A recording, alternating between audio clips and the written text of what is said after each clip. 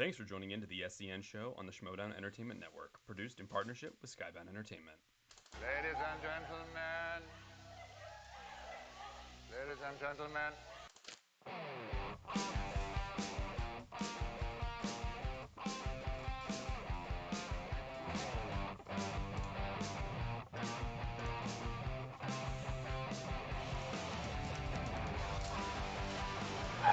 Thanks for joining into the SEN show on the Schmoedown Entertainment Network, produced in partnership. Oh, Malcolm, you want me to say hi? Oh, okay. Okay, I'll say hi, Malcolm. Yeah, I see. You guys are behind the scenes with this little son of a bitch over here. It's like, oh, I'm just going to start the show. Okay, we're just going to start the show. Happy Monday, everybody. Happy Monday. Ladies and gentlemen, the weekend's over. Is that a thing yet? Because it needs to be a thing. Brett, how you doing? I'm here, man. I'm ready. We've been furiously cleaning our apartment so we don't look like slobs when the building inspector comes, and I'm ready. Ooh, so, okay, so what does the building inspector, like, how can it affect you? Because you guys are, like, in there, so...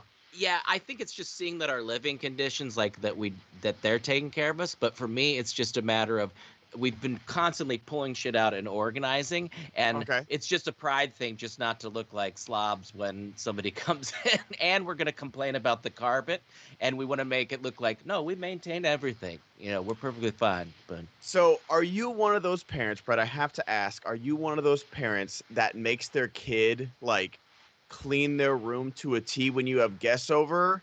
Or are you like, oh, guests are literally never going to be in my children's room, so it shouldn't fucking matter?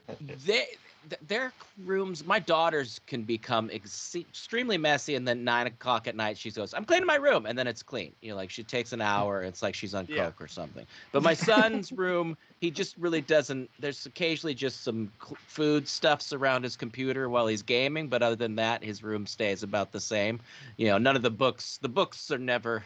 We just need to dust those off every once in a while. But other than that, no, they're pretty good with that stuff. I'm the one that's just as constant, like, I'm cleaning the cabinets out, and then everything's on the floor. I'm like, I don't want to do this anymore.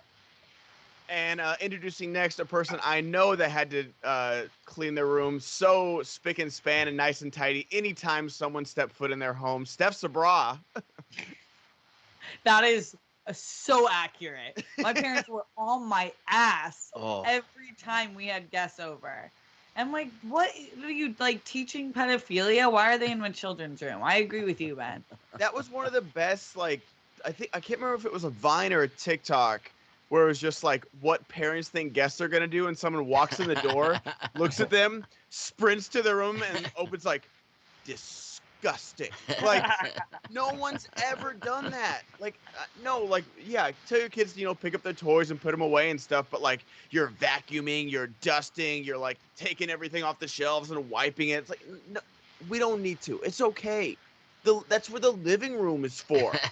You clean the living room and the bathroom, and then you're good. It's okay. Are we gonna have dinner on my bed? Like, this makes no sense. Well, this makes no sense. And when I lived with I understand making your bed every day now. When I was a kid, I did not get. I was like, I'm going to come back into this bed tonight. Why would I do that? But now it's like, it's such an important task to do your bed in the morning. This is detrimental to my health, Steph. I have a dust mite allergy, and you're not supposed to make your bed. You're supposed to crumple it all in the middle, let the sun come in and kill it. So every day I make it and then unmake it. No way. Yeah. So me making my bed is bad for my health, which is one of the greatest things I ever discovered. But for the show, Steph, you're frozen. Oh no. Steph. Steph. Okay, I'll introduce Alex right now, I suppose, and Steph is frozen. You know, nothing else better to do. Yeah. Alex, how you doing? How was your music at a bar the other night? That was pretty wild. I love that it was the a cappella song that played at a bar. Right? I was like, interesting choice, but I'm here for it. So that was cool. Steph the DJ. I had parameters. Am I back? You're back. Yeah, you're back. Great. I had parameters because I am one of the only, okay, so I have some friends who listen to the same type of music as me, which is mostly rap and hip hop and R&B, and then Rox, who listens to not, like, the only way we intersect is Motown and disco. Everything else is, we have nothing in common, and she's like very serious about not really liking a lot. Like, she likes some rap, but not really. But then they gave me that iPod, and I think Sabrina put you on, and I was mad I didn't think about that sooner, Alex. It was good. It was good. That was a fun night. It was. Those drinks caught up with me later though. The next day. They were really strong. Yeah. They were strong and they were like sugary. Yeah. Like, I think that's what got me was all the sugar in the drinks. Yeah, And Brett, Congratulations, you're old. Yeah. Yeah. Oh, I think it was all the show sugar. When you're over 30, Roxy, I'm talking to you out there. It's your 30th birthday. No matter how much water you drink and you eat and you're, prepare yourself to drive home and you sober up and you're good to go, you're still going to be hungover the next day. Yeah. I love somebody tweeted out one time, or a meme, or whatever the fuck the kids call, and it was like Gatorade ad should be somebody shakily trying to not, sit up in bed, putting it into their mouth. Like that's what a Gatorade ad should be. Just, oh my gosh. Oh god. I feel like you're knocking on death's door after 3 drinks with a casual night with a friend. Well, here's Gatorade for you. Oh, it's got too much flavor. Oh, it's too. Oh. And I can't do Gatorade in the morning. It has to be water. Yeah. But then I feel like SpongeBob, when he's in Sandy's tank, he's like, water! I don't need it. I don't need it. If you can do it, chug a thing of Pedialyte before bed. Yeah, facts. Yeah, I can't, because I'm like, well, then that'll displace the alcohol I want to put in my body. But other than that, then I'll be too full for more alcohol. Oh my God! Decisions. I heard it doesn't negate it though. I heard it hydrates you, but the alcohol still hits the same way. Yeah, it's all. I'm a scientist, so I should know. Well, it's like poisoning your body is bad for you. Ooh. I literally did a report on this in college. Don't take Tylenol or ibuprofen in the morning because it thins your blood and it just like makes the alcohol move faster. Whatever is left in your bloodstream, it won't improve your hangover. Yeah. If you have Alka-Seltzer, take an Alka-Seltzer and that will help your hangover. Not Tylenol, or not like acetaminophen or any of that. What? Yeah, bro.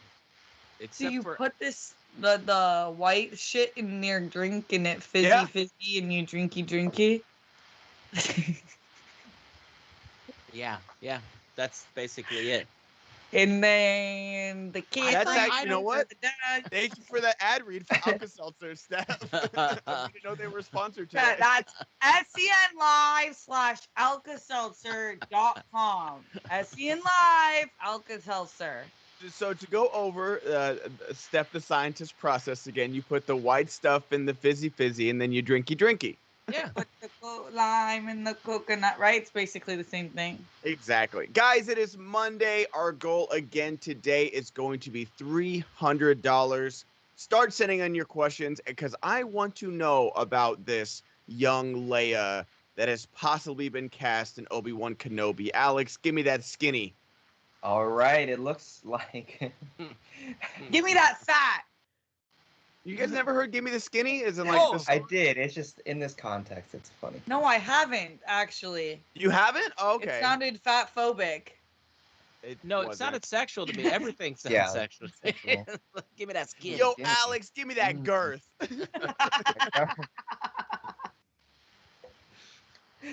All right. Speaking of girth, Obi-Wan Kenobi series. It's coming out next year, and apparently we might get a young Leia in it.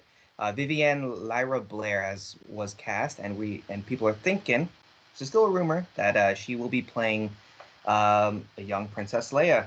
The article says that Leia is pretty much the impetus for the whole show and what gets Obi-Wan into another adventure. And this series will be taking place 10 years after Revenge of the Sith, so it could make sense that she will appear in this.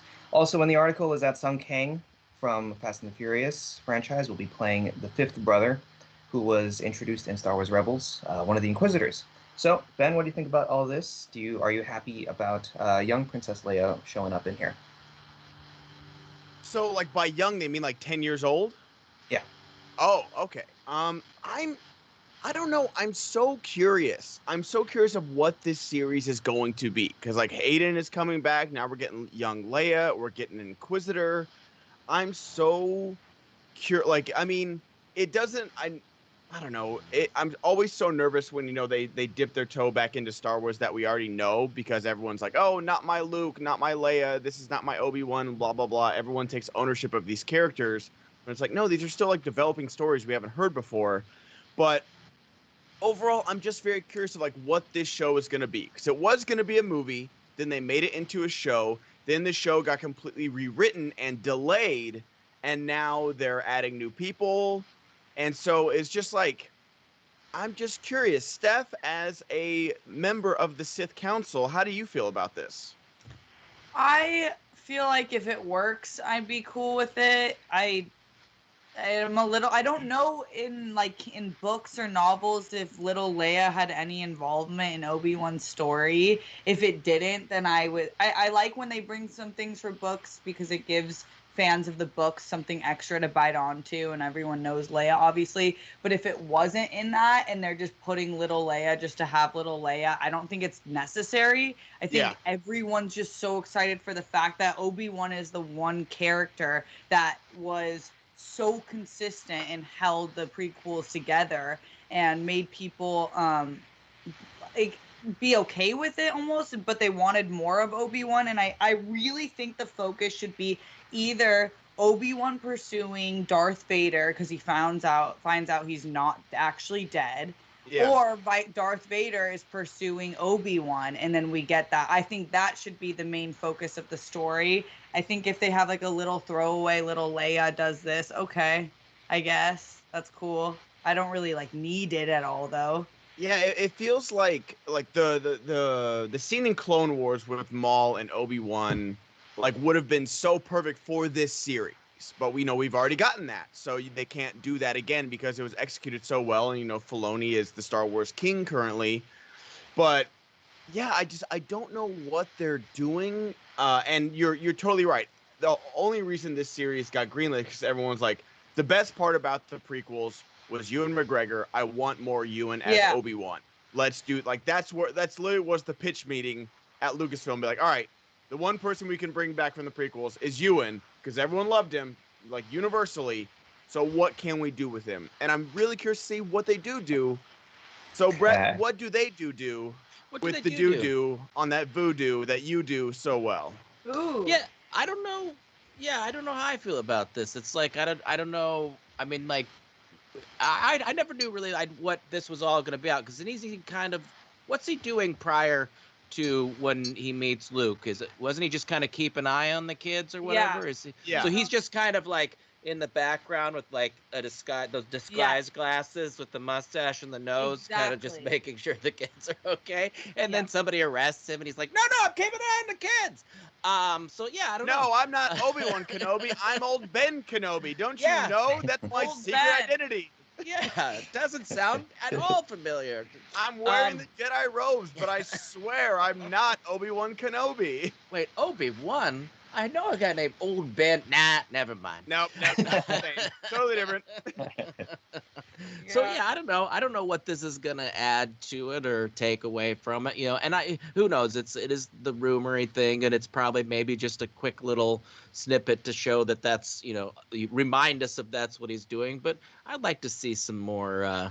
Less just keeping an eye on children and more fun, I guess. But I don't know if that's going to happen either. We're going to get a lot of lightsaber battles. I think that the most interesting thing to me, and I think a lot of people feel this way, is the fact that right after this man got all his limbs cut off by his homeboy, both of them are feeling crazy emotions, I can just assume. And we've never really explored that, one person cut off all his homie's limbs, and one is still in that in-between purgatory zone of, am I going full on Darth Vader or am I still Anakin inside? And so I think that that should just be the focus of it, essentially. I agree. And I don't know, because I don't want this to be, because like I remember the pilot of Gotham was just like, hey, look at this. I walk into this apartment and there's a little girl playing with plants. Is it Poison Ivy? We're gonna call her Ivy. Edward Nygma walks in and says a riddle, and I go, stop with the riddles, Edward Nygma. Aren't you? What are you, the Riddler or something? And it's like, and even I tried to watch that the FX show, the OJ Made in America. Not, is it the Made in America, or that was American the documentary, Crime right? American Crime Story. That was the dramatization. And even in that one, like, now that we know the Kardashians are like super famous, they're like, there's like 9 Kardashian references in like the first episode. I was like, I'm not here for that. Like Khloe, Kim Kardashian, stop playing around Khloe and Kim Kardashian. Like, shut the fuck up. I'm here to watch the OJ story. Like, and so I don't want it to be like, oh, Leia, what are you doing? How did you? Don't Did you clean your force room? me to go over there and clean your room. Like, oh my god. Like, I just don't want that. I don't want like her just to be this like reference for reference sake. But Alex, are you excited? Like, the MCU has just officially killed it with all 3 of their shows this year. Are you excited for the next Star Wars show? Yeah, especially with the young Leia. I think the young Leia thing will be cool because it gives Obi-Wan a reason to get off the planet and protect her.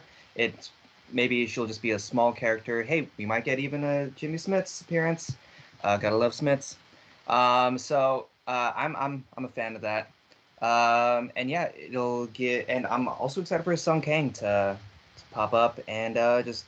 I do love that Sung Kang casting as what are they called, Inquisitors? Fifth brother, yes. That's awesome.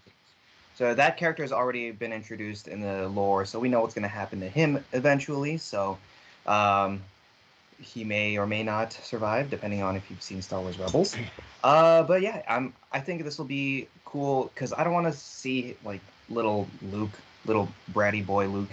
Oh God! Running around. So I'd rather have Leia. Yeah. So in that aspect, I'd like to have. I'm going to Tashi Station and pick up some power converters. I want the saber. No, I would hate that. I think that if we're gonna bring back Leia again, in any form, I'm so here for having her daughter, Billy, is that her name? Mhm. Play Billy Leia in a live action Leia series, similar to Obi-Wan, a limited series. I think bringing her back as a little girl. It won't piss me off because I don't really get pissed off about things like that. I think that's weird, but I don't think it's a good use of because Leia still has a ton of story to flesh out. Yes, we got random tidbits in episode 9 of what she was doing all those years in Jedi training, and I would like to see that more than exploring her as a little kid. I think this will be like a test, though. Like, hey, can people accept a younger Leia? Like stories about a younger Leia? If so, then maybe we'll try this out with Billy Lord. I think. Yeah. I mean, I think it's going to be hard to test. Like, oh, will people accept? Like, hopefully, people have learned their lesson about bullying a 10-year-old with the Jake Lloyd stuff. Like, yeah, like it's still like so fucking unforgivable that has happened, and I hope that. I know he doesn't want to act anymore. Dude. Before, like, imagine if that had happened with Twitter.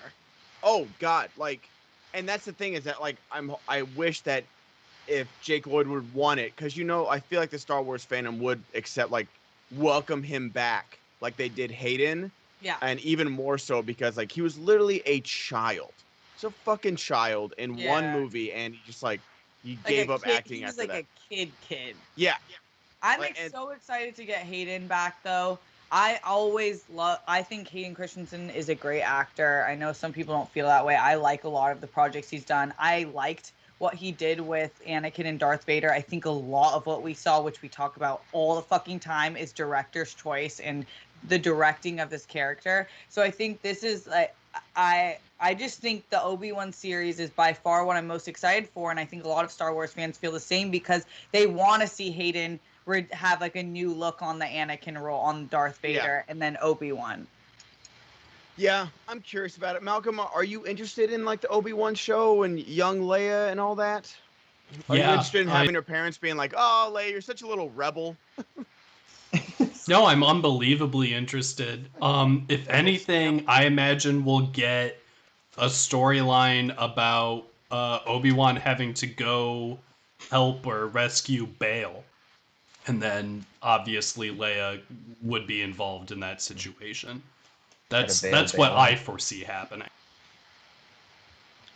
Yeah, I just think it would be weird for someone like to go into exile. I don't know. I'm gonna wait for the show, but I still think it'd be weird for like to go into exile and be like, oh wait, I need to go on one more adventure. Like Why'd you say it like Jimmy Neutron? Yeah. I sound like Bilbo. He's like, I'm ready for my final adventure. Yeah. Brain blast. How Come dare on you now. wait for the show before you start dissing it? You got to see just pictures from set and then you shit all over it. Yeah, you have to see Ewan McGregor walking around set in a trash bag, and then you're actually allowed to tweet at the director and be like, hey, I just have some reasonable doubts. Send me the dailies and the screen rewrites so I can give it to my 10,000 Twitter followers, and they can judge whether you, as a filmmaker and a professional in your world, have lived up to our expectations as fans who judge everything with a snap decision. Yeah, good. Welcome to Ben's TED Talk on how to troll the art. Exactly. I will say this. I with the Luke cameo in The Mandalorian, spoiler alert, I thought that was done well. And I do think that Star Wars is showing that they know exactly what they're doing now, fingers crossed, and really have a vision, and things are connecting in a way that means something and will connect to other shows. Like characters we're seeing in Bad Batch, I do believe that we're going to see in live action or other movies, Star Wars movies in the future. So I think if we do get a little Leia, I do think that they have something with that character more than just a little Leia. I think so too. Sometimes I wish not everything needed to connect. Like I liked how it was handled, but I wish that would have kept like Mandalorian kind of separate. Like I didn't like, Grogu being at the Jedi Academy and escaping. I was like, let's just have like this little underground story and not. We don't know that. Wait, what? We don't know if Grogu did they say that? Yeah, Ahsoka said that when she met him. She's like, he escaped. I meant that's what's gonna happen with Grogu. Okay, I hear you. Yeah. No, like he escaped the Jedi Temple, and it's like, it was very well told. Yeah. I just wasn't a fan of it because I was like, oh no, I like this underground story with like characters just trying to get by in the galaxy while all the big battles are happening up here. It's like, yeah, there's still like small people living their day-to-day lives, and that's what I've always wanted to see from Star Wars, because like we have this full galaxy and we've always been focused on like this one family. It's Rey Skywalker or bust, Ben. It tell JJ, apparently it is. Rey Solana or bust. Palpatine fucks and he busts. Oh my god, I'm so more than anything, it's like I don't want that to be the reality. That Palpatine fucks. Well, apparently he clones, and like people were talking about even in the Bad Batch with like, when they were fighting that, like that there could be like those Snoke tanks in the background and stuff like that. I'm like, that could be fun.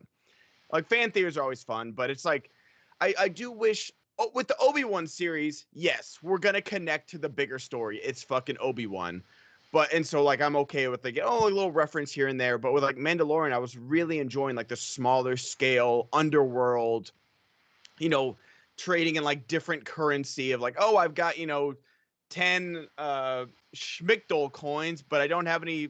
I only have 5 trick towel bits. Like I'm going full Rick and Morty with my alien references here. But I love that, and so I'm excited to see what they do. I know they've got like the anime series coming out, and that looks really cool. Bad Batch is killing it right now. But again, like even with Bad Batch, I was listening to like Alex and Molly Damon talk about it, where it's like the Star Wars have like a small galaxy problem where like Hera is now in Bad Batch, where it's like, we're connecting to Rebels. It's like, like sometimes I just want to get new characters. I love seeing like characters that I know from other shows, but also it's like we got introduced to the Bad Batch and we love them. Let's introduce more new characters and we'll fall in love with them too. Like Star Wars has that power, just like the MCU has the power to introduce different characters that were like, I didn't know anything about the Guardians of the Galaxy, and this is my new favorite MCU movie. And it happened. I think they are doing that with Omega, and then Hera, though, to me is Omega. Omega. Omega, tick.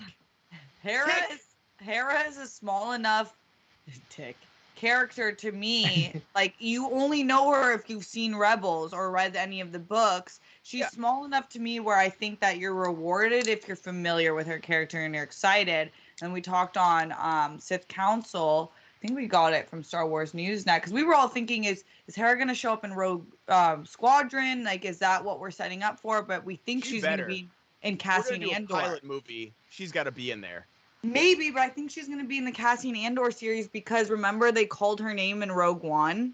They did, didn't they? Yeah, so I think she's going to show up, which I'm pumped about because Cassian Andor doesn't really have enough for me to bite into, but if you put Hera in there, I'd be really excited.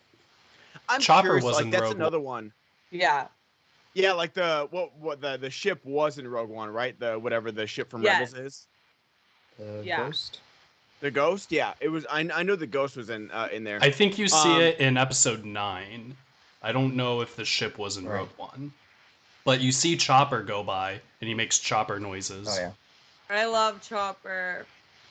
I forgot Filoni voice Chopper, and then Kristian's like, "You forgot that?" I was like, "Yeah, it doesn't sound like him." So yeah. Sorry, Kristian. You forgot that Simon Pegg was the guy from Force Awakens? No, they look exactly alike. What do you? I want Omega live action. I fucking love that character. Steph, you forgot that Babu Frick was Moaning Myrtle? Like, they're the same person. Come on now. Do we all on this panel want Babu Frick as like a lifetime friend? Yes. Hey! Every morning, imagine waking up to Bob. Yeah, that's the elite lineup. That's the lineup. We need a buddy cop film. 100%. Like, stop all of this extra. Like, I don't want to see people above 2 feet featured in Star Wars. I want Babu and I want Babu. Star Wars has a lot of stuff that, like, I'm very curious. Like, I'm very, like, you know, everyone loves Ewan McGregor, so I can't wait to see that. But I'm curious about Cassian Andor. I'm curious about how they're going to do No Mandalorian. You know, we've got Book of Boba Fett coming out, and, you know, Mandalorian has been delayed because of The Last of Us. And so I'm curious to see, like, what that break is going to do and also what Season 3 is going to do now that their main marketing tool might not be in the show anymore. It's going to be interesting. So I was like, what are you talking about? He's still gonna be here, Pedro Pascal. But okay, that's sorry. Their main merchandising tool is he's gonna go back to that episode that Bryce Dallas Howard directed and find that hot mama again. Oh, I hope so. Yeah, Bryce Dallas Howard deserves like just to take over the series. She's so good. She's so good. If Deborah Chow wasn't doing Obi-Wan, which I'm so pumped about, I would say put Deborah Chow on everything. Yeah. Yeah, yeah. But like the Bryce Dallas, she did the first Bo-Katan one where they take over the shit. Yeah. That one I was so impressed with, like the fight choreography and how well all the different Mandalorians like flowed together and stuff. It was great. I love that episode. I agree. She's so good. Yeah, Brett, what do you think? I know you have a lot of opinions about this. Yeah, stay muted. Yeah, stay muted. Yeah. Well, I should actually, you say what you think I'm saying while I'm muted. All right. Okay, so basically, The Mandalorian has changed my life. The way Star Wars fits into my space of mind makes me feel more alive than ever. No one used to believe in me, but then I saw The Mandalorian, and I realized that I could wear a mask all day and never share my identity. So it's something that I'm considering moving forward. Thinking about it. Okay. Well, we'll check in later. Brett, you have even more thoughts? Okay, go on. Star Wars is just so woke nowadays. Like, we keep talking about these women directors. Enough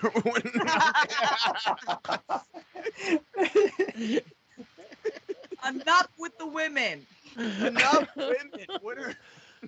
Hashtag enough with all the women. Not enough space for us. I'm the one woman on this panel. Stop begging you. Stop begging you, Forrest. All All right, Alex, what else we got today? And guys, we haven't gotten a single Schmoebot today. Can you please help us out? Otherwise, I'm gonna get a call and you'll never see me again. Please, please, please, please. It's Monday, I know. Help us out. Alex, what else we got today, brother? We also got, it is Monday, so we got some box office things. Space Jam: A New Legacy got $32 million domestic. It's the biggest opening for a family movie in the pandemic era, even with HBO Max. Bad reviews and Delta variant concerns. Also, at the same time, Black Widow dropped 67% in its second weekend, which is the same drop as F9 a few weeks ago, and brought in $27 million, with Disney not releasing premiere access numbers this time around. At the same time, theater exhibitors showed their frustration, blaming Disney Plus for the day and date. Disney Plus day and date drop for the drop in numbers. Mm-hmm. So, Ben, what do you think about Space Jam 2 performing well and the sharp drop of the Black Widow box office? Are you done with day and date releases? I don't know, because I know we've got like the scary Delta variant. Go get vaccinated, you fuckers. Like, herd immunity doesn't seem to be working. But I'm pleasantly surprised about the Space Jam 2 numbers. Like, I haven't watched it yet. I'll probably HBO Max that thing if I can't make it out to a theater sometime this week. But even with the bad reviews, it's like, I don't want the movie to fail. Like, yeah, it's one big ad. So is a lot of movies. A lot of movies are one big ad nowadays. Like, everything is an ad. Everything's an ad, guys. Like, and there's a lot more people than just LeBron in this movie that, you know, deal with the outcome of box office and stuff like that. Like, so congrats to them for making 32 million. I don't know what, I'm curious to see, like, you know, we always talk about it. What do clicks on HBO Max mean for HBO? Is it only new subscribers that they're getting for this? Do clicks, like, matter? Like, is there ad revenue there somehow? Like, I'm still so curious of how that works. And did they even release how many people are watched it? Like, any view numbers or anything, Alex? Or no? Not yet. I don't think. Okay. Yeah, Disney's the only one who's done that, and that was only last week. Yeah. So yeah, I'm curious to see if and when anyone. We got Buffer. We got Jimmy Buffer signs in the chat. It seems like. Yeah. Are we back, guys? Are we live? And we're live. I'm not buffering on mine, but yeah. Oh wait, there it is. Wait, no, I'm good. So I'm gonna keep talking. I don't know. Refresh, guys. I'm not sure. But I wasn't looking for the more trailers I saw for Space Jam 2, the less interested I got. But again, like, it's crazy the discourse online for this movie. I was not expecting a like Captain Marvel, Ghostbusters type of discourse about fucking Space Jam 2. What was the discourse? It was between it's one big ad, it's terrible, to like what the Nike fuck did you Wait, what? Like in what is it advertising? Nike? WB. No, it's WB. just like all Warner Brothers properties. Oh. Like literally, like it's 90 minutes of Warner Brothers like going through all their properties and then like a basketball game at the very end. And it's just like it goes between that and then what did you expect? It's a kids movie, all that. So it's like I don't know what to think. You know, maybe go watch the movie for yourself, and I'll give HBO a click. Maybe I'll give them my A-list box office money. I don't know. Steph, did you see it this weekend, and are you going to? No, I didn't see it this weekend. I will see it. I loved the first one. I haven't revisited it. I know we all had a conversation on whether it still lands or not, and it probably doesn't, but I do think it's fun. I thought the more trailers I saw, I was kind of on the same page. Hard to find, and so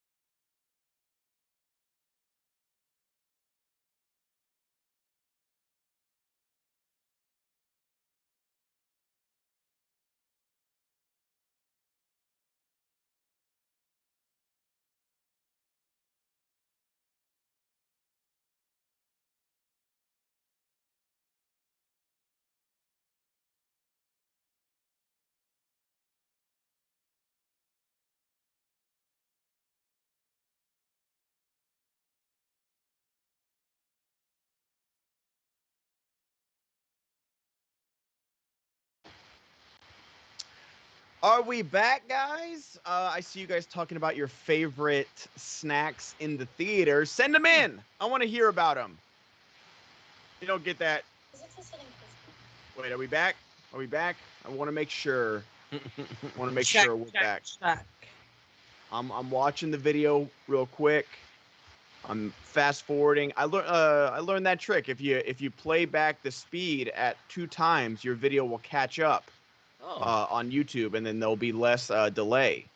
But now I'm just getting the buffer wheel, and I'm still starting soon on the screen, Malcolm. So kind of making sure that we're still here.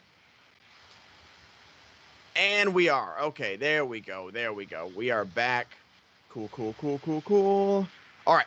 So, honestly, where the fuck were we? We did get 2 Schmoebots in. The first one was from Cooley High, who said, "Hey everyone, I need a hug. Mondays suck. My sinuses are acting up. What are your thoughts on Space Jam? I like the father-son dynamic, but that's it. You all be easy." I've heard that the actual father-son stuff is really good in this movie. Yeah. It just sucks that like it kind of took a backseat to like showing every property that Warner Brothers owns. But again, I haven't seen it. Maybe I'll see it tonight or something like that. So we'll see. But and then what was the other one, Alex, that we got? The other one is from Kyle Wasilowicz. I believe that's how you pronounce his name. Wasilowicz. Have any of you seen Nicolas Cage's new movie Pig yet? That's right. Yes, me and Alex have both seen it. Guys, go see it. It is not the movie you think it is. It's not crazy Nicolas Cage being crazy for crazy's sake. It is very, very good, very slow, very deliberate. Burn. Alex Wolff is also good in it. Adam Arkin, that one scene. That's all. Shut up, Adam Alex. Arkin. Okay, yeah. Yeah, God. I actually, I saw this just preview. Just let people go see the movie. I know. I just gotta shout out. But Alan Arkin is just like one of those guys that you hire to Adam Arkin. He's just good. Like even like in stuff like Sons of Anarchy and stuff, he just like brings that like gravitas to say it. What were you saying, Brett? Oh, I actually saw this preview and I was like, I think I'm gonna like this because it was so different, and I'm glad you guys liked it because this is something that I do want to see. But you guys saw screeners or you went to the actual? I went to the theater. Theater. He's in AMC A-list. Yes. Yeah. Are you? Oh, that's Steph? right. That's right. Oh, Steph, are you an A-list? Oh, that's right. You just get free screeners all the time. Yeah. I don't.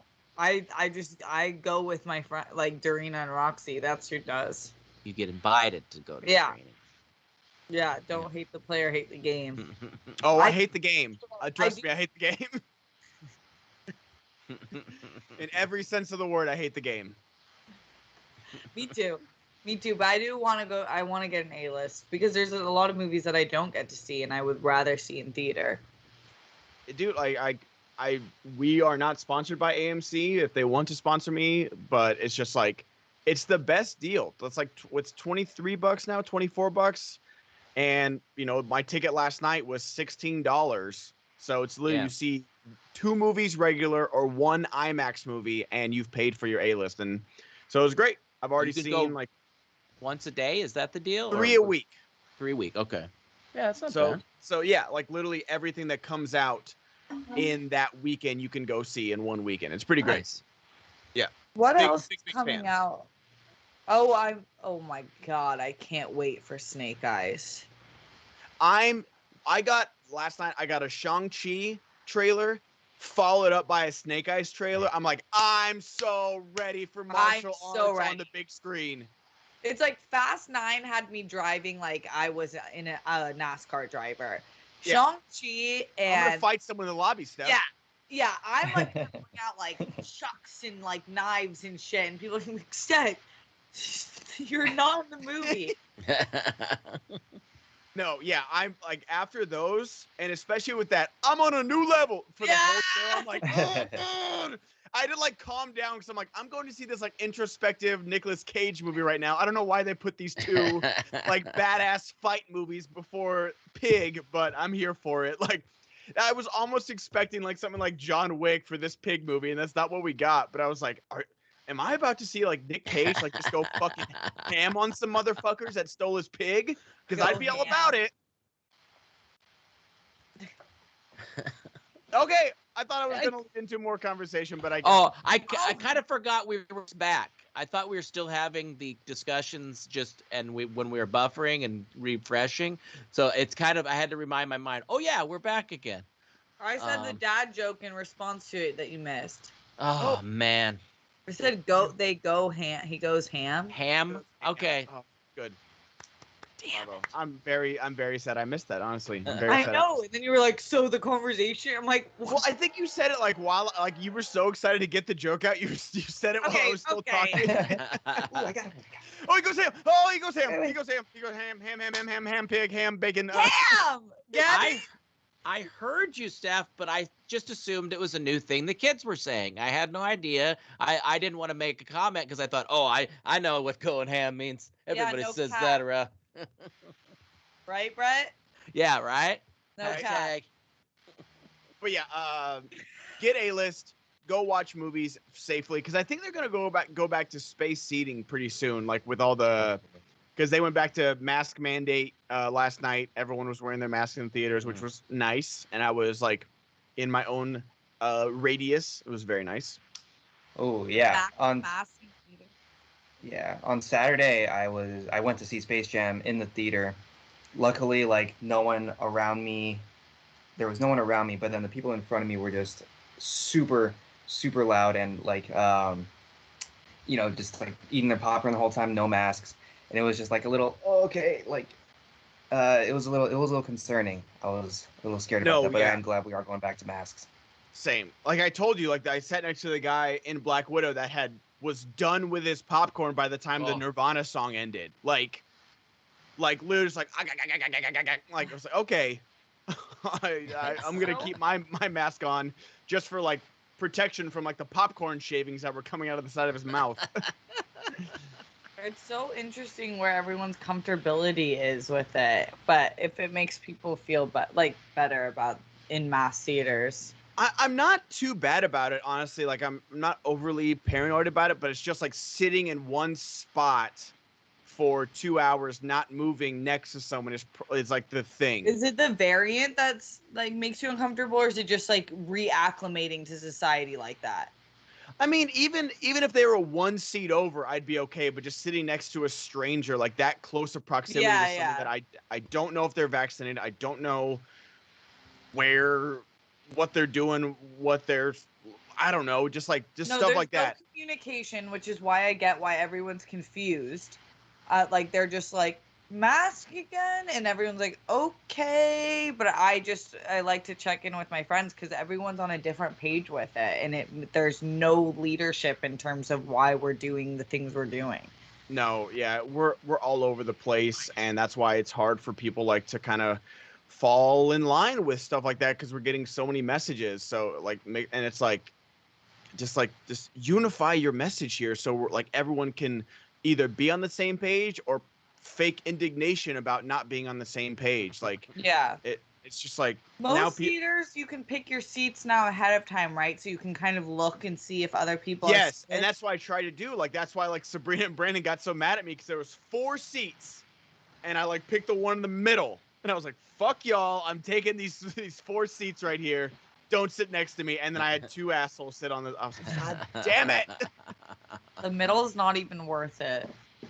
No. It was on the edge. It was like one. It was like 1, 4, and I took seat 2. So it was like, no one's gonna sit in seat 1, and I don't think 2 people are gonna sit in 3 and 4, and that's exactly what fucking happened. They caught a whiff of your pheromone. They did. Like I'm just so masculine and like alpha male. They're like, you know what? I've been sitting to so many beta male cucks lately. Let me go sit next to this alpha.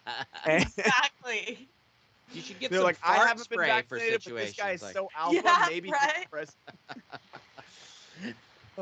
Good stuff. Guys, keep sending in your Streamlabs Schmobots if you can. It's a Monday. We're buffering. Thank you guys so much for sticking around. I know it's tough. YouTube really sucks. Maybe we can move the show over to Twitch. I don't know. Feels like that would be a fun time, and we would get like some gifted subs, some bits, all these type of different things. That would be a lot of fun. But Brett, what T-shirt are you wearing? Yeah, popping collars over you here. look Popping good, collars, Brett. baby. Yeah, look at this. Listen, fellas. Sorry, this was just for the fellas. The sport of business means demanding excellence from your craft and your wardrobe. Your fit needs to be versatile, blending timeless style and comfort so you look as good as you feel. For that's where there's Cuts Clothing. Yeah, that's right, I said Cuts Clothing. They've taken a classic men's fashion staple, the plain tee, and refined it, combining premium quality with minimalistic aesthetic. Cuts shirts, polos, hoodies, and crew sweatshirts are made for the man who works hard, plays hard, and never settles for less. That's me. And it's all the sport of business. Built for performance in the boardroom, the bar, and the gym. Cuts Clothing keeps you sharp wherever the game takes you. Take the plain tee, but make it Tony Stark. The blending edge of fabric technology meets a man confident enough to wear it. That's Cuts Clothing. Listen, in 2016, Cuts founder Steve Borelli set out to create clothing ready for every occasion the modern man faces. He started by reinventing the t-shirt. Dang! The end result is what GQ magazine calls the only shirt worth wearing. The signature buttery soft Pika Pro Tri-Bend tee. It's a bold new take on a classic design combining the ultimate blend of high-quality cotton polyester and spandex. And you can see it even makes me look good, folks. Cuts is a premium with a purpose. Each piece of clothing is designed with a custom engineered fabric, expertly graded for the perfect fit, arming you for every challenge and opportunity. So listen, where can we get this? Yes, I'm getting to that part, people. Stop rushing me. It's not just a lifestyle. It's not just clothing. It's office, leisure, apparel for the sport of business. All right. So if you want to get 15% off your first cut or your first order, go to cutsclothing.com/SENlive. That's cutsclothing.com/SENlive for 15% off the only shirt worth wearing. The only one, folks. Throw out your other shirts. Peace. Dude, a good T-shirt is so underrated nowadays, and your boy needs to go shopping. When I was getting dressed for Saturday, I was like, "Holy shit! I did my spring cleaning. I've got nothing to wear. I haven't been out in forever. I need to text Roxy and make sure she feels adequately special because I wore jeans, and I have not worn jeans in God knows how long. So I hope she knows that I only dressed like prim and proper for that birthday at the bar, drinking my hot girl summer, which was delicious. It was. That was a good drink. I never wore like, Adidas, sports. I never wore sweats things. I'd like load it up on. Now I can't. I put on like a pair of jeans. It's like, these are icky. Yeah. I can't stretch in these. No, it wasn't terrible, but I was like, I can't wait to go home and take these jeans off. Well, yeah, and yours probably like mine shrunk from sitting in the drawer for so long. Yeah. Yeah, it's like weird. I don't know if like dust mites or The moss something get in only there. ate the belt line, and those fucking little scamps are out here ruining my fucking jeans. I had to throw out half my pants because those moths just went crazy on my belt line. I'm like, have they worn out the riveting so that they start popping off? Because that's weird of them to just hit that metal area where the rivets are. Right, Steph? No. Yeah. Because Steph cares about her body. That's why she goes to, I don't know, .com. Exactly. Care And about my just to let you guys know, Fox News has placed a vaccine requirement on their human resources. So go get vaccinated. Yeah. What else do we have, Alex? Let me take a look. We got some breaking news, casting news, or at least they're Batgirl is looking at 4 actresses: Isabella Merced, Zoe Deutsch, Leslie Grace, and Haley Lou Richardson. But the last may have bowed out before the test process, so they're all testing them out right now for the Batgirl movie that will be coming out on HBO Max.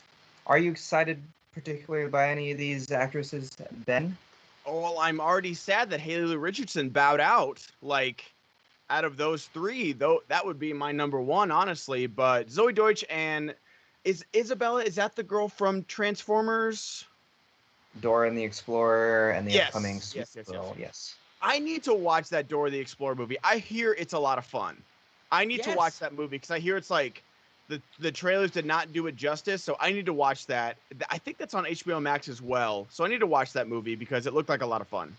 But that was pre-COVID, and my kids went and stayed with the grandparents and saw that movie. I'm like, what? I want to go see that with yeah, I you. hear So it's great. So I need to go watch it. But if it's not Haley Lu, I like those other two actresses. So I'm always a little cautiously optimistic with what Warner Brothers is doing with their live action DC stuff. But you know what? I'll wait till I see at least a trailer before I judge. So I think either way they go with those two actresses, they're in good hands. They both have like amazing enthusiasm they bring to every role. So I'm super excited. What about you, Steph? I'm trying to look at who I know. Zoe, Leslie Grace. I'm not as familiar with. She was Nina in The Heights. Oh fuck yeah! I love Yeah. her. Her. That's Yes. who I want. I want her in so many other things. She is so incredible. Can you imagine a Batgirl just starts singing and now we have our first musical Batgirl live action? Oh yeah. That's Which what one was Nina? She wasn't she was one She was the black one that was with Corey Hawkins, right? Yes. And Okay, she was got like it. struggling with Stanford and everything. Yes, That was yes, her first okay. movie at all. That was her first movie?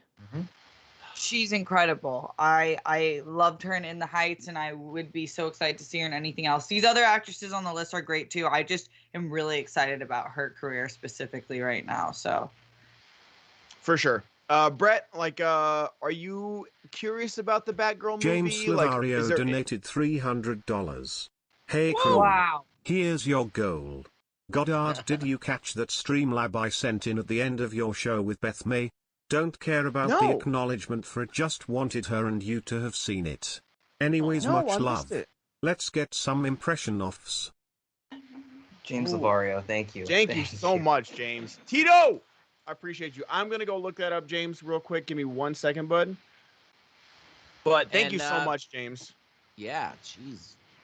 Thanks, Jeez. James. Now Thank we you, just James. get to sit Wow. back and I do know. nothing. Wait, Yeah. right? Oh, Batgirl. Yes, Ben. I don't know. I didn't know about it. Is this a movie or a series? To be a movie. It's a movie. Yeah. I mean, sounds all right. I don't know. You know me. I'll check it out. I don't know Batgirl's story, so It's like I'm that's- always so nervous, curious, because what was it that the Mitchells versus the Machines? I'm so glad that was on Netflix because that was a great movie, but I would have killed to see that thing in theaters. The animation was so cool, the story was so fun. I would have loved to see that in theaters, like in IMAX, to make that movie even better. And that's why I'm always so nervous about it's going straight to stream. It's like, yeah, that's cool, but even movies like Extraction's a great this is just like a fun action movie, but just theaters just make everything better. Yeah. So I'm always so yeah, I'm glad we're gonna get it straight to HBO Max, but I would have loved to see this on the big screen, or even Dan Murrell was a big fan of Army of the Dead, and he was like, I saw it in theaters, and that's gonna make a difference. And it might have. I did not like Army of the Dead, but maybe seeing it on the big screen might have made somewhat of a difference to be like, well, at least this was dumb fun or something like that. Yeah. Theaters can make that difference rather than, sitting right here and watching it on my computer or, even my TV in the living room. There's still that separation where it's like, I can get up and get a glass of water instead of just being locked the fuck in for a movie. Alex, what about you? Would you want this to be another simultaneous release, or are you okay with just point and clicking? I'm hoping it'll get at least some theatrical play. I am sad that No Sudden Move, that was an exclusively HBO Max movie. Yeah, the Steven Soderbergh movie. I would have loved to see that in theaters too, just because it is, even though it's not visually, effects going on all the time, it's still a great movie. Actually, seeing Space Jam: New Legacy in theaters, that's one of the best things about it is the animation itself. incredibly rendered. Like the designs are amazing. It looks just so freaking cool. And I think, yeah, I love to see all my movies in theaters in general, but I hope that they do get a little bit of a release for Batgirl. Yeah, like But I know I wish I could have gotten tickets for, Bo Burnham's Inside is going to the theaters. seeing that on And It Thursday. is. Oh, I'm Yeah. so jealous. Why didn't you get me a ticket, you fuckface? Do you want to pay $19 for the draft house? No, Yeah, set for up a that, Okay. for something like that, I'd pay money for. Like, of course, like I wish it was at AMC for A-list for convenience, not driving downtown.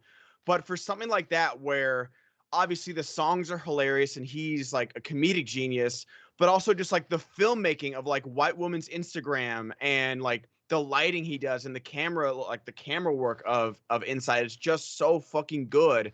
I want to see that on a big screen. Like, I think that would be awesome. Steph, Yeah. is there a movie that you've seen like over the pandemic that you've only seen on Netflix or HBO that you want to see in theaters? Yeah, you mentioned Extraction, Old Guard. I can't talk highly enough Oh. and enough about. I love that movie so much. I would watch it in theater 100%. I loved Mitchell vs. Machines. I thought that was really good. I'm kind of surprised since it was the same animation studio who made Into the Spider-Verse that they didn't do a theatrical release, but I think that was a really good push for Netflix because their Yeah. animated films haven't been as strong, even though they've gotten some nominations like Over the Moon did. I didn't love Over the Moon. It was pretty good. It wasn't anything crazy. Soul, I would have liked to see in theater. Luca, I was fine with seeing streaming. Yeah, these But are see, all movies but see, like, that even like Luca- were supposed to be theaters. Yeah, Yeah. like even something like Luca, like it's so hard for me to say like I don't want to see it in theaters because of Yeah. A-list, where I'm like, oh, you know what, like I would have been fine with it, like okay, but like because it was just so brightly colored and well animated. But definitely something like Soul, where like the purgatory or whatever you want to call what he was in was like so beautiful. I was like, damn, like, and even something like Wonder Woman 84, where it was like, Yeah, ugh, this Wonder movie's a Woman- mess, but maybe Yeah. seeing it on the big screen would have been like, you know what, I'm having fun. We got I 80s agree. music, we got the chemistry between Chris Pine and Gal Gadot. Like maybe it would have made it better. Yeah, I think so. And I think I saw Fast 9 in theater. That's one where I would not see that in theater. I just think it's so meant for theater because it's the experience. It's not really about the movie itself. Yeah, for sure. And that's the thing is that like it's nice for, especially during these times, like to have like the ability to, just point and click for these movies, because not everyone has A-list.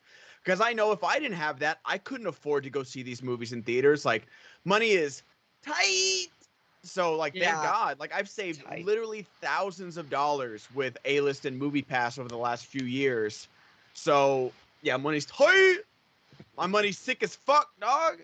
Money long. Did you guys But, do that thing, or is that just my generate where it's like you're pretending to flick a Yeah. No, can I of like skull? it. I like it. How do you do it? It's like you'd You're have the flicking a- can a of skull Yeah. dip, yeah, and you something with your finger to like tick to pack it in, get that I remember my nicotine. my I used friends to like do- dipped for like 6 months my senior year, and they thought they were so cool. Like, Yeah, "Oh, stop, you're gonna die. Oh, Oh. with the dip. Yeah, the Oh. can of dip. I That threw just up the reminds first time I tried it. Oh, Were you I like got the such a Sandlot boy? buzz. Oh, it was like, oh, I'm floating. Yeah, it was. Yeah, And then I did you think. throw up? Yeah, it was bad. It was bad. Yeah. So Like, I just I kept saw doing a it and bunch doing of my it until I friends throw up, stopped. and so I just never did. No. No, that one's disgusting. Smoke. Don't do I do would any of it. I would shake airheads. So like if you keep going like Yes. this, yeah, it gets like really small. Oh, then- nice. Absolutely. Just like you basically end up with like a starburst. No, you end up with a now and later, and there's no point of doing it other than Now and just like Yo, have you guys ever tried high chews? High chews are the Yes. fucking goat of excuse candy. me, of Oh, course I yeah. have. Thank you to my people who have introduced something better than Starburst. I know that's highly controversial, but they are so fucking They're good. so fucking good. My- They're so good. No, my grandma used to always give them to us before we leave, and like she told us that you could only get them from the Japanese markets. To come to find out, they're everywhere. Yeah. I was so like, please, Obacha. Well, they used to be hard to find, and now like I think they've like expanded. But yeah, they're high chews are the best like chewable candy out there. They're Yeah. so good. Yeah. They're so good. But yeah, more movies in theaters, and like especially even like small movies like Pig. You know, it was good to see that in theaters because you're like, maybe if I'd watched it at home, I'd be like, you know, this kind of slow. Completely on my Let me check Yeah. my phone or something like that. But Yeah. like being in the theater, like, no, I'm into this story right now.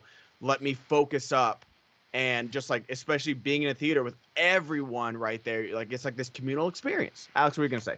I did hear that Gunpowder Milkshake plays really well in theaters. Like Oh. the audience. Like I liked the movie fine, but Yeah. those action sequences, my God, that would have been Yeah. so fun.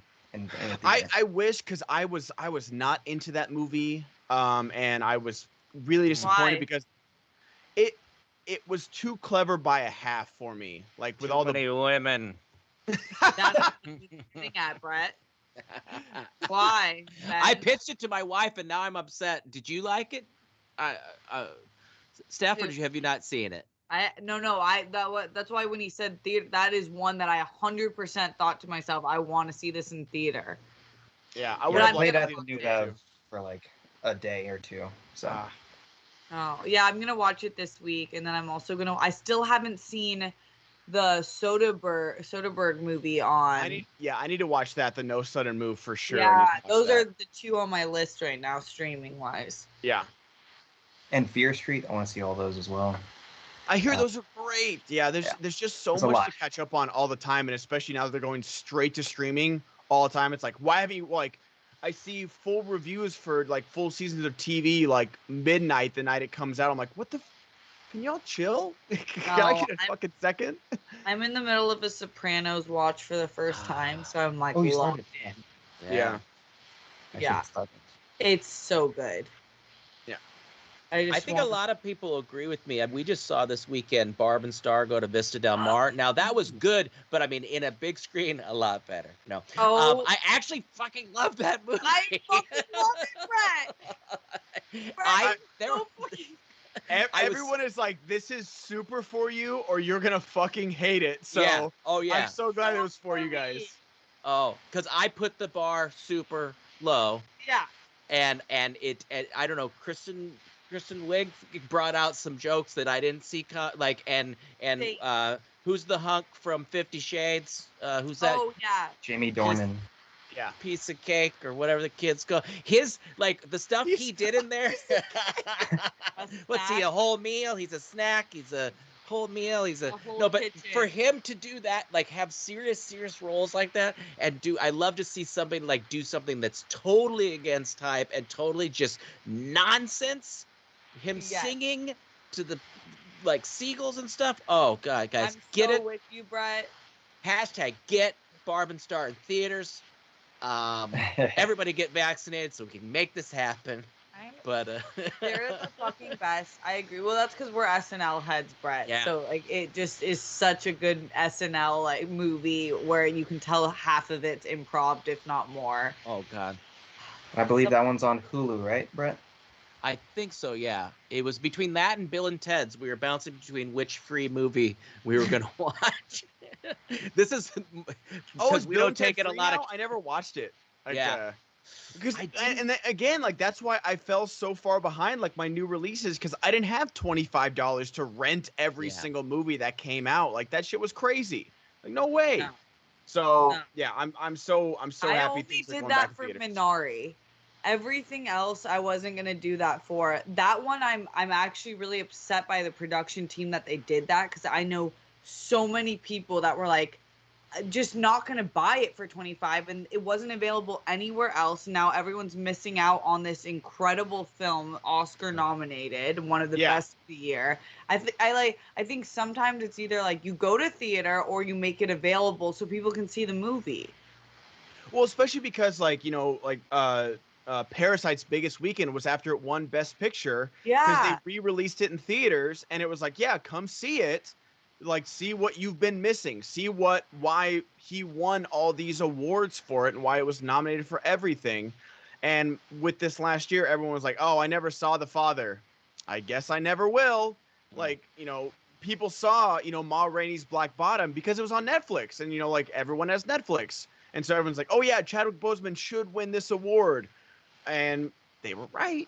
And so it's with the accessibility, and you never know like what's in theaters, what's streaming. Like I noticed like the Free Guy trailer that, you know, they did the Deadpool Korg thing. They're like, not streaming, it's in theaters. It's gonna be in, like, you have to make that so clear now to let people know, like, no, this is where it's gonna be. This is where you have to access it. But and that's one that if you don't see that on the big screen, you might as well just kill yourself. No. Yeah. Yeah. Life is no longer worth it. Yeah. I mean, come on, people. If you're gonna put your foot down for a film, it's cinema. Cinema Free Guy. Yeah. And didn't they shoot that on 72 millimeter? What's they shot on. That's how good the movie was. They shot on 72 millimeter, Brett. I don't know what the kids are saying. Anyway, but listen, Barb and Star, Vista Del Mar. Yeah, the guy behind Ryan Reynolds was just like this. Okay, Ryan, we got go picture. No, it's a talkie. It's a talkie. Yeah, go ahead. Move your lips. Move your lips. Great stuff. All right, Alex, do we have anything else? Do we got any Streamlabs to read? Since James Lavario fucking killed that shit. You know, nothing non-Schmoebot wise. So James Lavario really stepped in and saving the day. James, if you want to throw in anything in the chat, if you want us to talk about, let us know. I know he wanted some impressions, so we're gonna save those for the end of the show. But I want some interesting ones. James, give us weird ones. I love that. Because sometimes they're just absolutely horrible, and then sometimes like with the Eartha Kitt, I'm like, I pulled that one off, I think. Yeah. You didn't. You rock Eartha. I did. It was not okay. I love Eartha Kitt. But my Carol Channing. Spot. Little left to be desired. But yeah, any other articles we got, Alex? Any other news? I see that we got tagged in something. Did you see that on Twitter? The Kevin Smith stuff. Yes, I did see that. I was gonna say it for tomorrow, just in case. Okay. You never know. But what do you think? You want to talk about it? I don't think you will be on tomorrow, actually. So yeah, let's save it for tomorrow. So here's something tomorrow to talk about. Yeah, don't save it for tomorrow. Always got to be saved. Got to be. Save it for the show. Save it for the show tomorrow. Save it for the show. Do you want to talk Loki spoilers? You think it's been enough time? I did see Marvel release a character poster for. If Marvel released that character poster, I think it's okay to talk spoilers. Okay. Because like that was official. I haven't seen it, so I'm gonna mute you guys. Okay. All right, never mind then. We don't have to. No. Well, I don't really care that much. If you want to talk about it, I can just like sit here. No, Malcolm hasn't seen any of them, but we just spoil the shit out of them. But when Steph says it, we're like, nope, not gonna happen. Not on my watch. Not on my watch. No. This is where we draw the line. No. It must be drawn here. No. Yeah, I'm so. I haven't seen Rocky. Everybody, shut up. If one person says one fucking thing from the movie Rocky, swear to God, I'll kill us all. Oh my all God. All right. In a murderous mood today. Yeah, I can't. I chose violence today. Me too. Hey.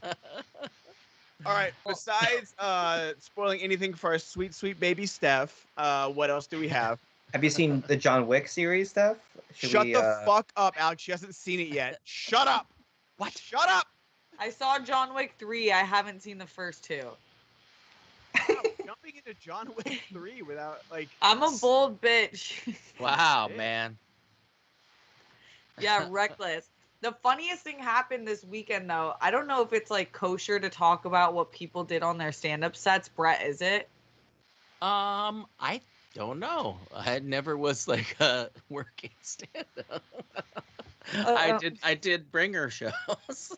The funniest thing happened. We were at the Comedy Store with it was Roxy and her sister and her cousin, and Rob Funches just went up and he's introducing Mark Maron.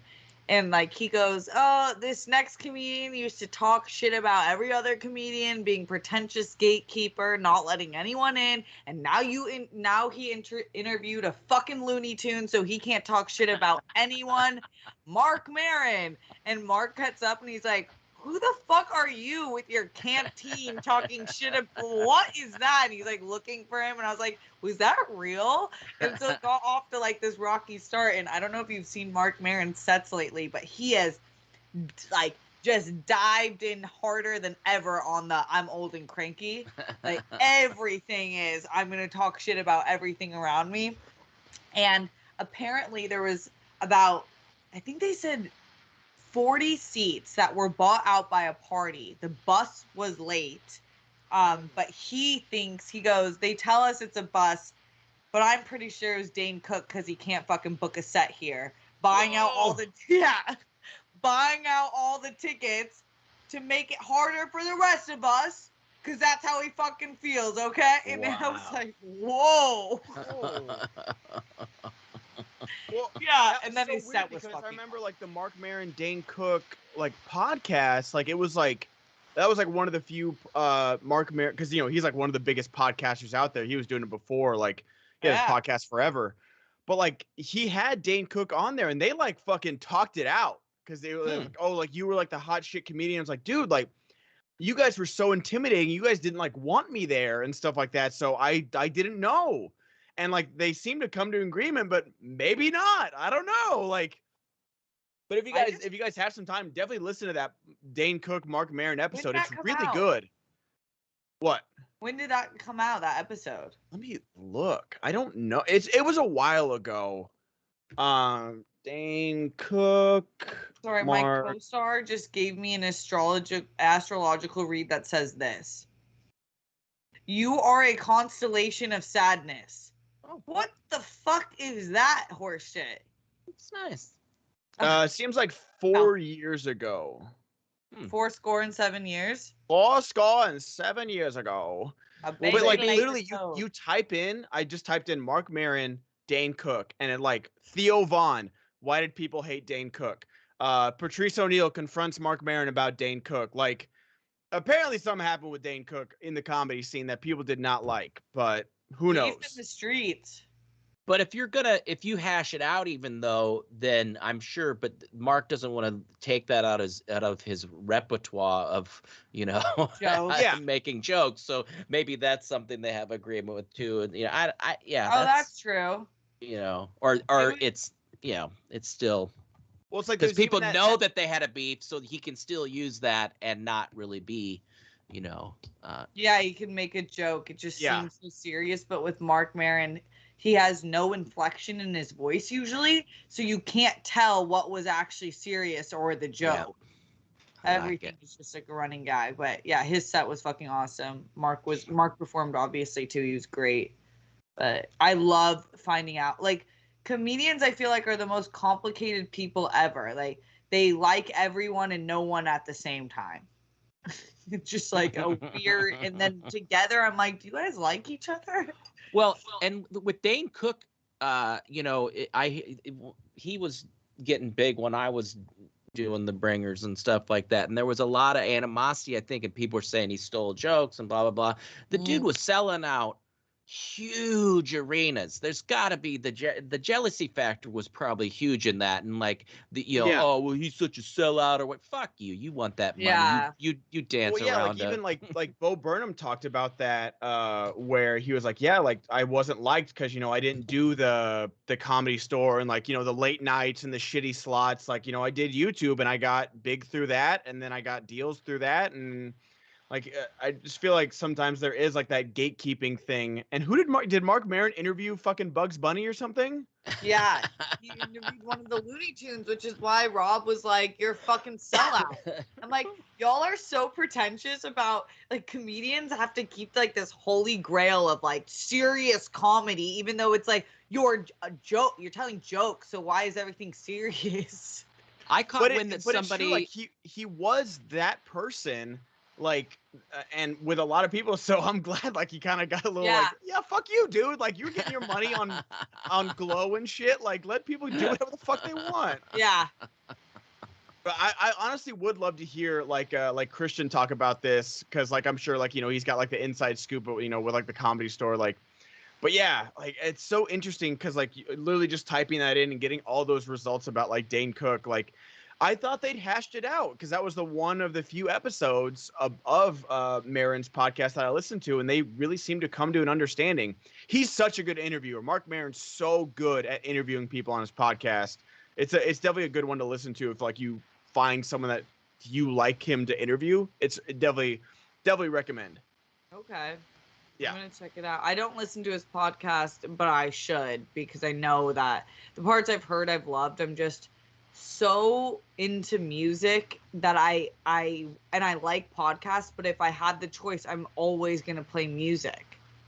Are you the same, Brett? Yeah, everybody tries to convince me, and I'm like, no. If I'm cleaning the house, if I'm driving, and anything, I have to. It's music, and that's just how I was raised, and I mean, there was always music playing in my house when something like active-wise was going on. So, same. and I can't listen to people talk because then I just sit down in my bed. You know, And driving, I'd miss exits and things. You know. I go back and forth. If I'm on a shorter drive, I like it. I like music a lot of times, but it's not like if I'm on a longer drive, I'll do a podcast. Okay. I barely listen to music in general. Like I force myself to because I just love hearing people. I love hearing people talk. Obviously, I have my favorite podcast that I listen to every single episode for, and it just makes me happy. And I like to take some of the stories, some of the things they say. If there's a line that inspires me from their podcast, then that's what I'll use in my music, rather than using other people's musical ideas to write. So I guess that's one benefit of doing just podcasts. No, there's so many there's such. Oh my god! I just got a text from in all caps. Do not answer her. It's one of my crazy ex roommates. Well, let's see what the tea is. Ooh, I want to. Yes, share. Oh my god, it's not real tea. Hi, Steph. Do you want to grab coffee or something this week? Bitch, what? You are saved and do not answer in all caps. My Oh my gosh. That is a story for a different. I've talked about her a little bit. The one who had eight dogs. Ooh. No. Okay. No. Maybe we talked on the World Girls about her, but not here. I know we're really busy today, but should I story time? Yes, give me the tea. Check. Okay. So she was on my field hockey team in college. I'm actually probably giving way too much information. But we lived together. We were friends in college, but she's an actual billionaire. So yeah, her family's actual and Forbes 400 billionaire. And I don't know, I've never spent time around billionaires before. I don't know if you have, but I'll say this. Most billionaires are fucking weirdos. You don't just become a billionaire naturally. A lot of fuck shit has to come on the way. I'm not saying everyone is, but it's a lot of it's a weird type of energy you have to keep that much money in the family for that long. So I always knew that she was a little bit off, but she didn't know how to do her laundry when she got to school and things like that. But she had a good heart, and she got a dog. And I was like, oh, I actually really love the way that she's taking care of this animal. It says a lot about someone when they love animals and take care of them. Then comes after college, and she's like, my parents have this extra house they said that we can rent out. And so I was like, yeah, I want to move to LA. That let's try it. We go, and it's each month just gets progressively more layers keep unpeeling and revealing itself with her.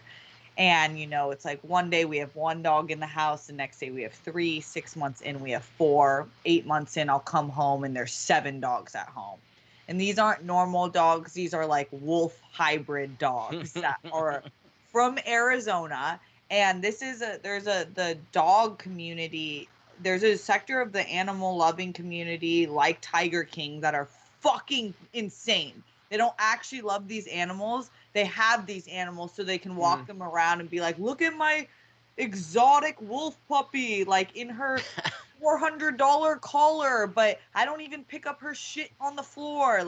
And I'd come home and there would be a puppy in a kennel for 12 hours. Oh my God. And I was like, I can't live in a place where an animal isn't so happy and loved 24/7. This is insane.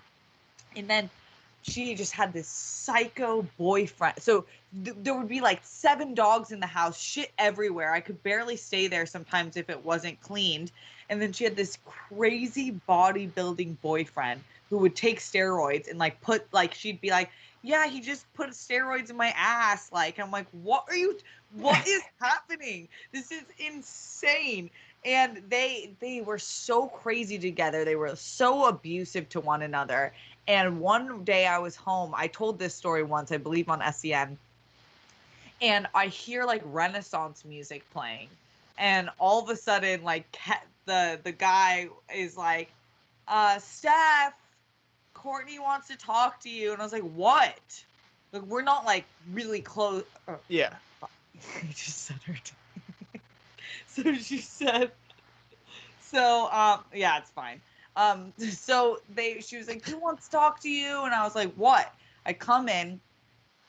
I would actually tell her I said this because it's a true story. She is in a white sheet, like covering herself, and she's in like I don't even know, it's like a Renaissance sex outfit. And I realized quickly when they brought me in there, they were asking for a threesome. And there's like music playing. But in a classy way. Yeah, really classy. I think the last thing I would want would be a Renaissance threesome. That sounds like the least appealing kind of threesome you could ever have. Like, Come on, meat and turkey legs. Come on, right? Man. In no way that I've given any sexual pass ever in the slightest. And definitely not Renaissance, but this was at the time Game of Thrones was really popping. So I think she had her wolf puppies, you know what I'm saying? Like, there was some weird shit being revealed. I was like, wait a minute. Why are you calling me in here? I'm like, we just want to like talk and like vibe. I'm like, we don't vibe and we don't hang out. I am leaving. This is fucking gross. Yeah. So I leave and it just like gets progressively worse. And essentially every day I would come home and there would be like dogs breeding in the backyard. Oh God. Fucking puppy litters being born. And I'm like, and then all of her dogs would get these injuries. And I was like, I actually think I've reached a point where I'm so against snitching, but is this animal abuse? Yeah. Really? But then her parents kind of whipped her into shape. Anyways, that's who just texted me because we left and I was like, I'm never talking to this person again. This was so bad. Yeah. That's yeah. On top should I get coffee? Yeah, sounds great. We need more stories. Go get coffee. Yeah. Yeah. She invited me to the wedding. The first time we had talked since then, it had been 3 years. You got married to the bodybuilder? No, 3 years ago. Okay. So we had been 3 years in 2020. She reached out for the first time last year during pandemic, and she's with a new guy who apparently is like normal.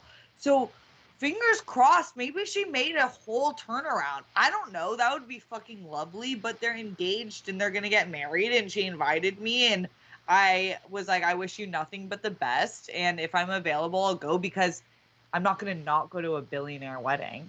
Right. Right? Like, Right. How can you not? That's like Right. something you do. Yeah. Despite any creepy Let me know if you get a. attempt. I'm calling +1 right now. Oh my. I'd call dibs simply for billionaire fucking wedding, dude. That's my +1. Yes, absolutely. Wait, Call dibs. Malcolm just chatted and said, hey, my girlfriend and I want to know if you're down to Netflix and Joust. That was Brent Harnish in chat. That's my Yes. best Said friend that. from high school, and I've known him for a million years. That's Brent, my Uncle Brent. But like on top of it being a Renaissance threesome, you're gonna do a Game of Thrones threesome. Have you watched Game of Thrones? Yeah. Like, is there? You got to anything have a less family sexy? member in there. right? Yeah. It's gonna be somewhat consenting, but not really. Yeah. Like, it's just not. Don't do Game of Thrones. No. I have Nope. something grosser to say. Oh boy. Oh, do it. There's so many stories to tell, and I'll sprinkle them in throughout like our time together on SEN. But one time, I came home. Oh no! One time, she like I don't know how I found out, but they had gone to the park all day. She went to the dog park with the dogs, and then she took a bath with the dog, and the water was like brown. I mean, okay. I guess nothing can embarrass you when you're a billionaire. Just be like, I can do what the fuck I want because I'm a billionaire. So Yeah, I mean, I think the rules are different. yeah, there are no rules, honestly. Yeah, I mean, like, that's where I gave her, and I was young, like, because I was just coming out of college when I was living with her. I didn't know how to navigate that, but yeah, she really, at the bottom line was she needed help, and maybe she got it. So speaking of help, where could she have gotten this help when I'll Steph tell you was what. living with her, Brett? We are thankful for that this podcast is sponsored by BetterHelp. Wow, Steph. Is there something interfering with your happiness or preventing you from achieving your goals? Yikes. Steph's got a few stories for you, boy. And if you have experiences like this, you need to go check out BetterHelp. It will help you access your needs and match you with your own licensed professional therapist. You can start communicating in under 48 hours. It's not a crisis line. It's not a self-help line. It's a professional counseling done securely online.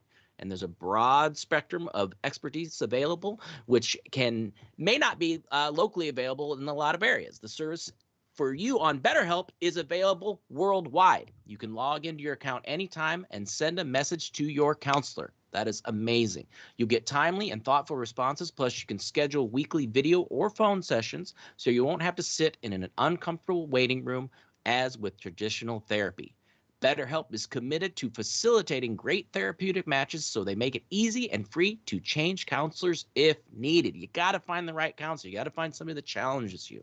It's more affordable than traditional online counseling, and financial aid is available. BetterHelp wants you to start living your happier life today. Visit their website and read their testimonials, and they are posted daily. www.betterhelp.com/reviews. Listen, visit betterhelp.com/SENlive. That's BetterHelp, and join the over 1 million people who have taken charge of their mental health with the help of an experienced professional. In fact, so many people have been using BetterHelp, they are recruiting additional counselors in all 50 states. So, okay, this special offer for SEN Live listeners, get 10% off your first month at betterhelp.com/SENlive. That's betterhelp.com/SENlive. Go get some help, people. Absolutely. Steph? Thank you so much, Brett. All right, we have got some impressions to do for James. He says Deep State Looney Tunes. Oh, God, so much Deep State. Is it even the So, Deep State when I don't know. Never mind. What's Deep State?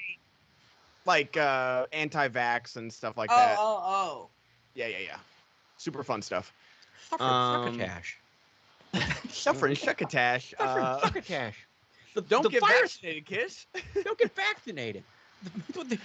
You're more likely to die from the vaccination than the actual COVID, kid. Suffering succotash. And what's up, Dak? I don't believe you when you tell me to get vaccinated. Suffering succotash. That's all anybody remembers. That's from all, Sylvester. folks. Okay, Yeah. who else is there? There's... Don't get vaccinated. Yeah. Believe your aunt on Facebook, not doctors. Yeah. I believe people that got vaccinated tell you not to get vaccinated, like everyone on Fox News. That's all, folks. Trump got vaccinated in February. Believe that, folks. What's Tweety Bird's voice? Oh, it's like No, Celeste. Okay. Good stuff. Ooh, putty cat. Trying to get me, you putty tat. You kind of. Is that what it is? I don't know. It's maybe higher. I don't know. Is it higher? Does Tweety Bird talk? I taught putty cat. Oh yeah, I taught a putty tat. I did taught a putty tat. And the putty tat was vaccinated, and now it's Elmo. I taught Hillary Clinton buying too much pizza. Alex, give me some foghorn leghorn over there. Hey, it's me, Foghorn Leghorn. I believe in QAnon. Yep. I see there. Oh, sorry. These here liberals. I say liberals, liberal media. Be very quiet. I'm hunting liberals. I say nothing I like more for breakfast than a cup of liberal tears. I say. You can't cancel me as a joke. So I said it's a joke, son. Yeah, son. This cancel culture's getting out of control, I say. Dang, darn it! Here, this cancel culture done ruin everything. I need my gun so I can shoot them up in the air for no reason. Yee-haw! Just the worst. Just the worst. All right. Any other stuff before we get out of here, Alex? Let me check Streamlabs. We still haven't gotten any non-Schmoebots, so again, thank you, James. You're the friggin' best. Let's see. John Wick. They're getting a spin-off called The Continental, and Albert Hughes, who directed The Book of Eli, From Hell, and Menace to Society, along with 2018's Alpha, is going to be directing most of the spin-off, which will air on Stars. Ben, are you excited about this little prequel series here? I'm curious about it because this is how you properly build a universe. Like in the first John Wick, where it was just like, oh, they stay at this hotel with gold coins and there's like this whole assassin world. This is so cool. And then like the more we get into it, like, you know, the deeper the lore gets about it. And, you know, in John Wick 3, sometimes it was good, sometimes it was bad, but it was always at the very least interesting. So I'm curious to see how they handle it because there's so much you could do with a Continental. But yeah, everyone's saying Brett got really into this. I was just surprised at which ones I could remember because I don't think I've seen a Looney Tune in a, you know. You put the team on your back. Is that Looney Tune?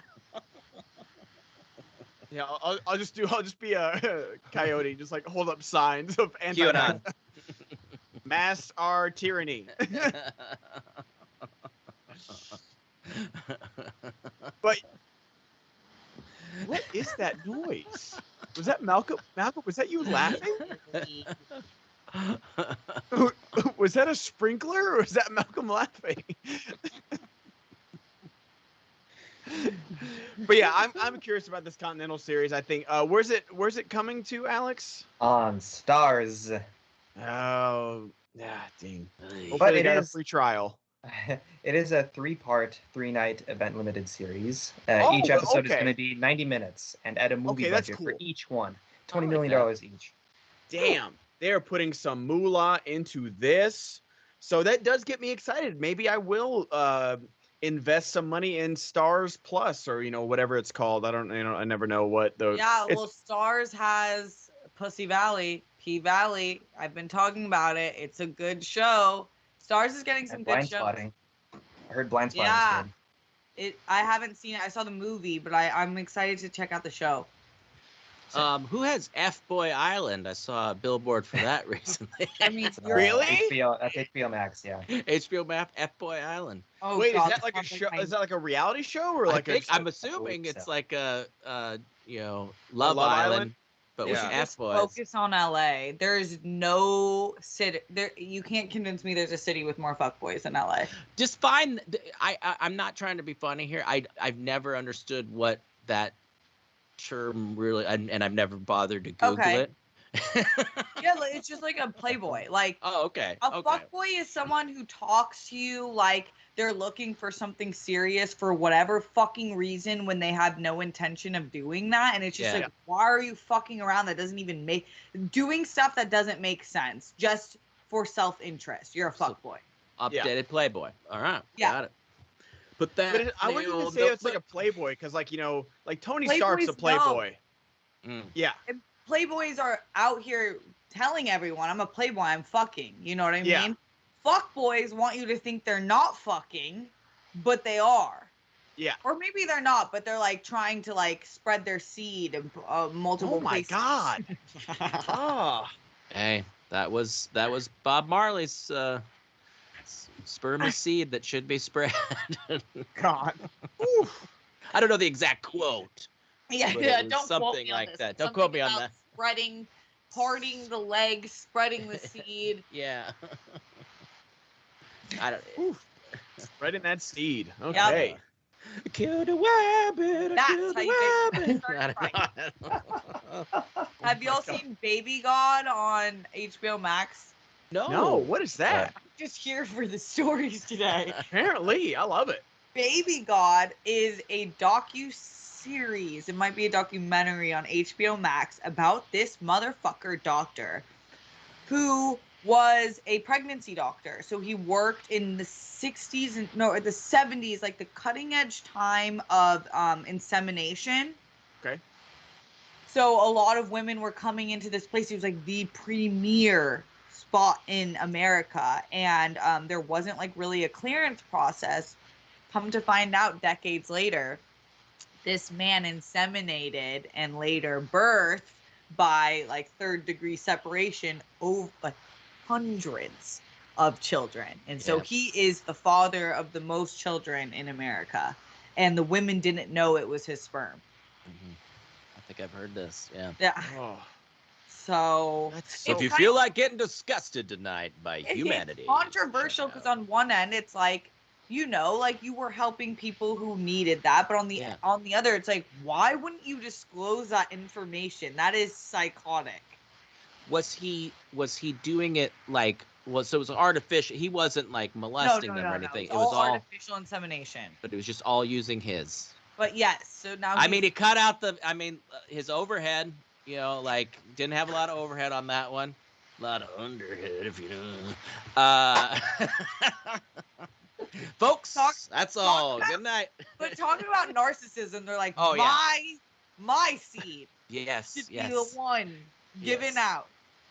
I mean, at least it was a doctor. Yeah, was it before like you could like, oh, I like tall brunettes, or like tall, dark, and handsome. Like it was just like, oh, I just need sperm, and you'd be like, oh, here's sperm. The most fucked up parts were the ones where they used the father's semen and didn't disclose that. I think there was like a point in time where like there was they tried the semen of the father and it didn't work, so his next choice was to use his and then not disclose it. So all of these kids were growing up in the 80s, I believe, and they didn't look like their fathers, they didn't act like their fathers, and they started to think like something might be up. And so one by one they started getting these DNA tests and then finding one another and realizing that they were all connected to the same spot. Man, that's not cool. Yeah. Holy shit. Was this guy like a McDreamy or a McSteamy? No, a total like, okay. Yeah. This is why we can't do deep state stuff, because Brett just goes off the fucking rails. I mean, if he was handsome, I don't know. Listen, I don't know what you're talking about. You click doctor on your preference box. I just see this guy like all the women in front of him. He's in court. Guys, you put doctor. I'm a doctor. Listen. You said you wanted a nice guy. Yeah. The spur that not a lot of people are coming in. It's No. So yikes. Take that news however you want. And have they ever had like a reunion of all these kids? Or I'm not trying to be like funny, but like is this something where they like kind of they can all get help together or something? No, it's a really good question, Brett. Unsure. I'll find out more. I'll find out more. I'm interested. But I also am disgusted.